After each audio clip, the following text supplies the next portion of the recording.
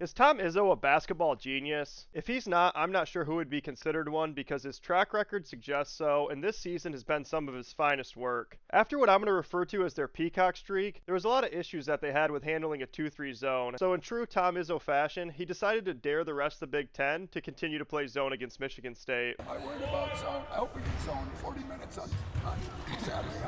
That's all we're at.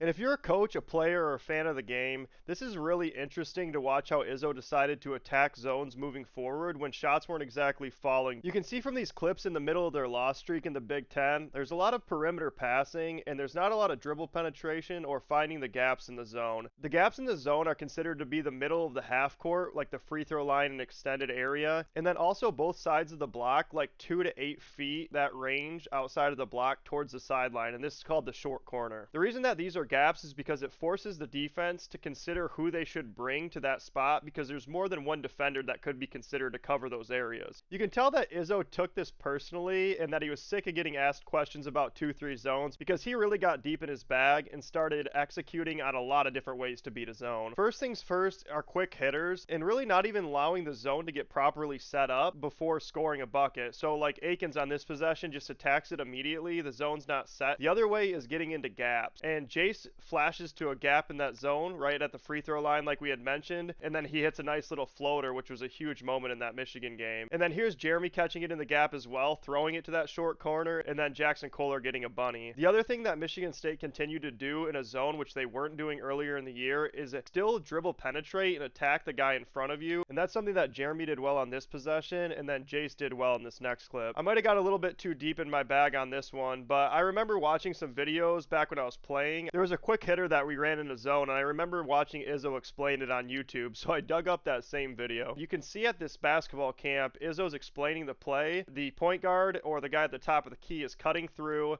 and then exiting to that left corner. And about 15 years later, Izzo was deep in his bag as well, because look at this clip from their second matchup with Michigan. Keep an eye on Jace Richardson at the top of the key, and you can see him kind of pretend like he's going to go to the right corner, but then actually shoots to the left corner, and he gets an open three. And unlike the guy in the video, Jace Richardson's going to make that. The other concept that Izzo's instituting here is stacking aside, which is where you bring all 5 players to one side of the zone because it leaves the guys on the back side of the zone kind of questioning what to do. Here's Michigan State stacking aside again with Jaden Akins. Here's another example of Izzo using his whole bag of tricks. This clip is from 2012, I believe, where they get the ball to the short corner and then they have the power forward dive to the hoop because there's an opening in the zone. And sure enough, Michigan State ran that same play against Michigan, and Cohen Carr got fouled when he dove to the hoop. And then I'm just going to leave this clip to finish the video because, hey, sometimes you just need to hit a shot and a little bit of luck.